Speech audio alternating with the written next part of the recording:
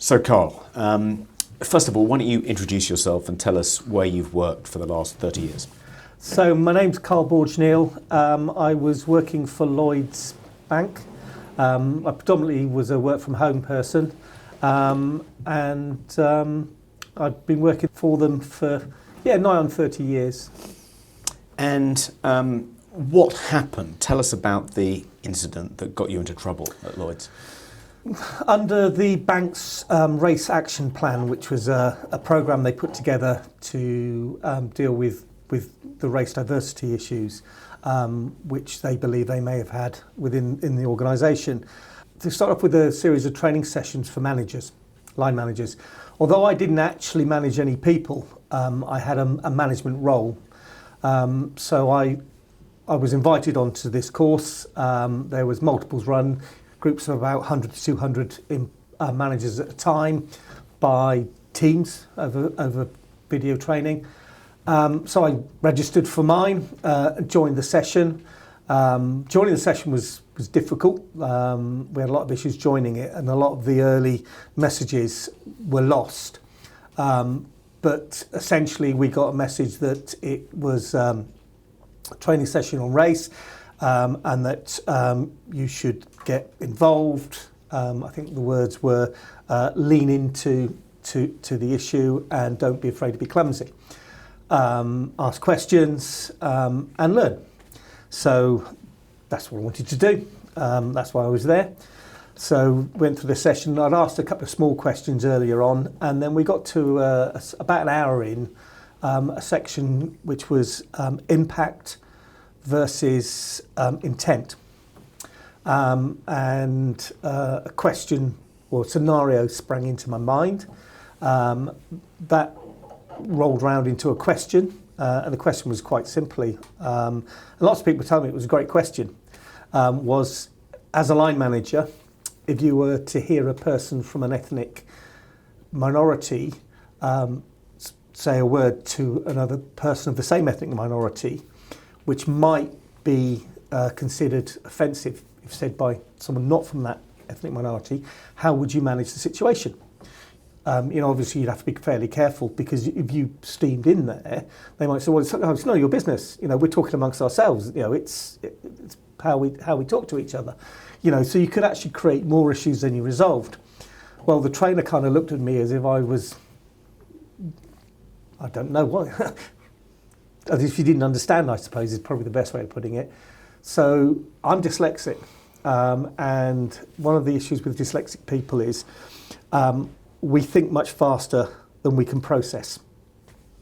So my brain goes, give an example. And out came the example, which I had in my, which contrived the question, straight through, forced out by my brain, straight through my processor, without having edited it in any way, which is what your processor would normally do for you.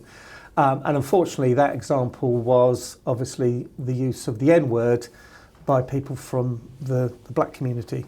I was thinking of the word as it would be used within the community, and the whole word came out.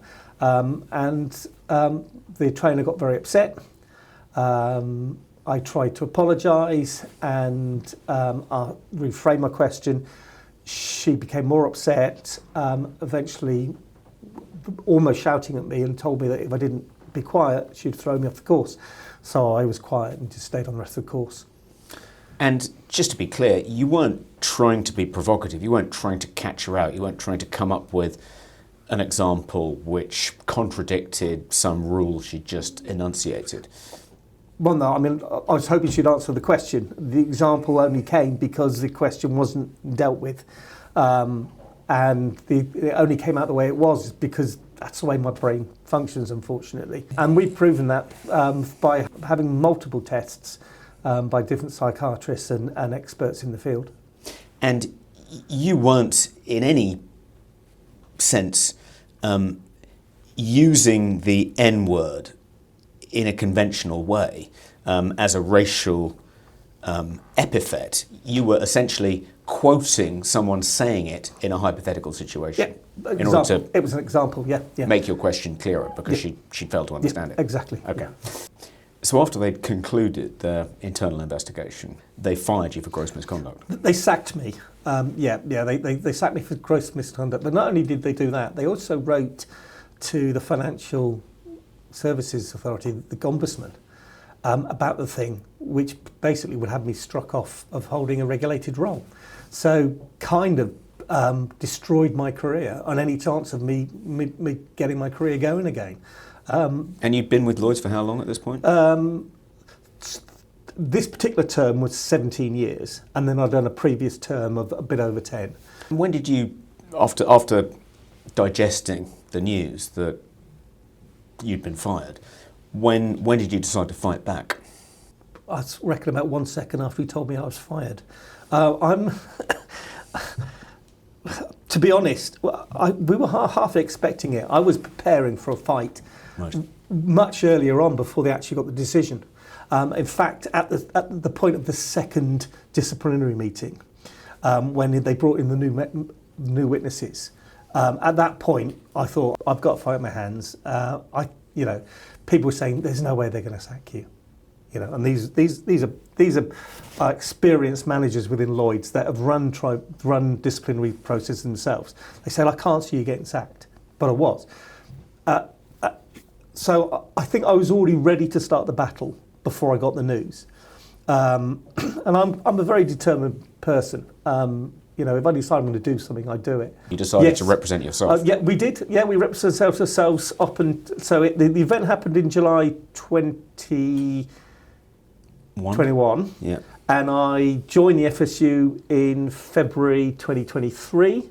And what prompted you to kind of decide that you needed additional help if you were going to win this? I was starting to feel I needed additional help by the amount of paperwork that was just coming through from the courts and all the information they want. And as much legal stuff as I tried to read about what you would put in, but we were definitely feeling it was becoming a bigger thing than we could deal with.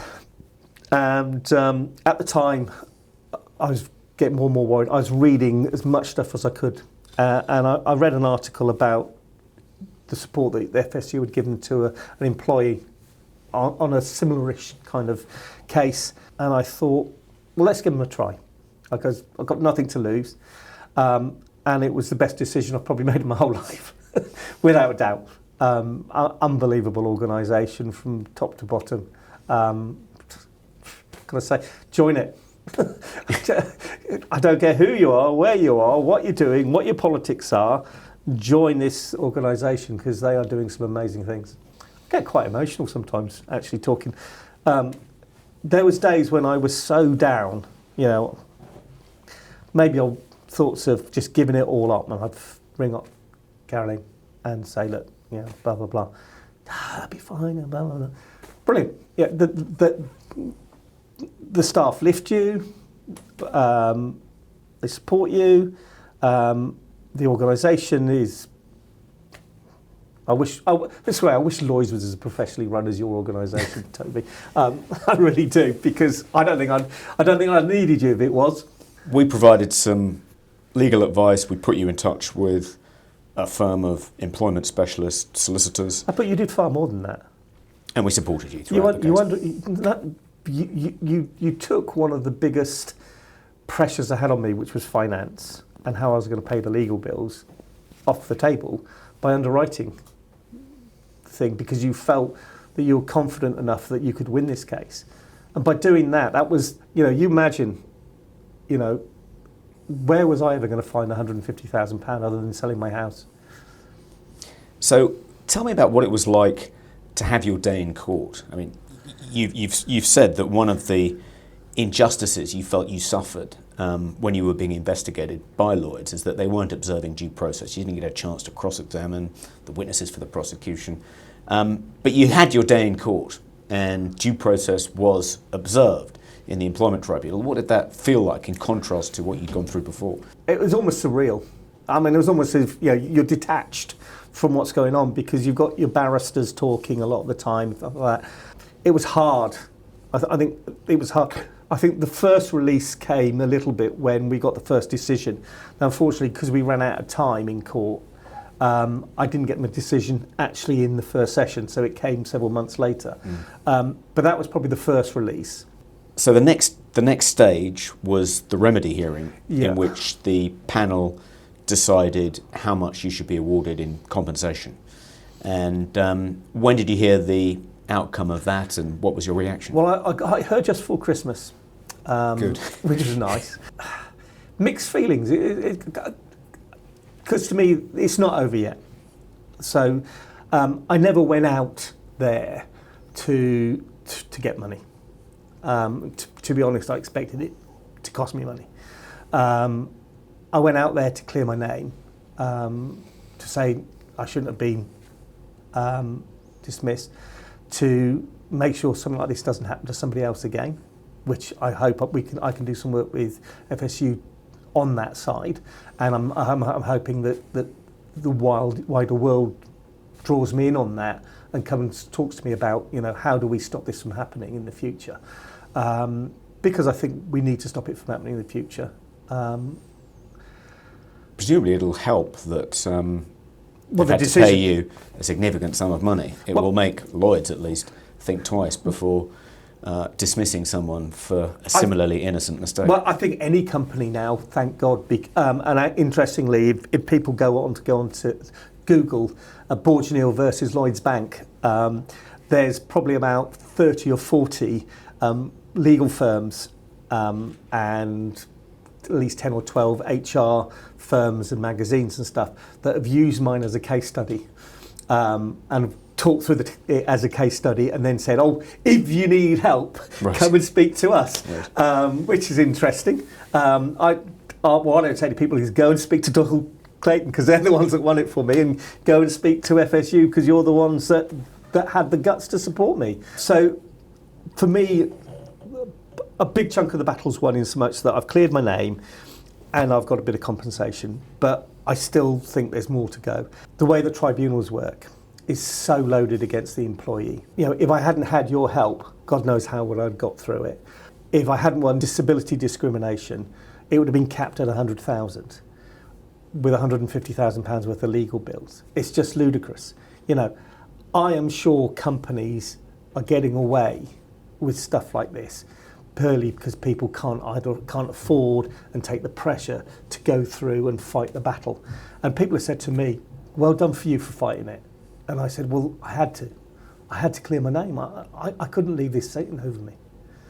You know, it's not, you know, I couldn't have people calling me what Lloyds were calling me. And I've had so many people, and of every sexual orientation, religion, colour, creed, supporting me and say, Carl, keep fighting, you know. And I will continue to be a platinum member for the rest of my life, for sure. Well, thanks, Carl. That's very kind, and I'm glad we were able to help you, and congratulations on winning your case. Thank you very much, Toby.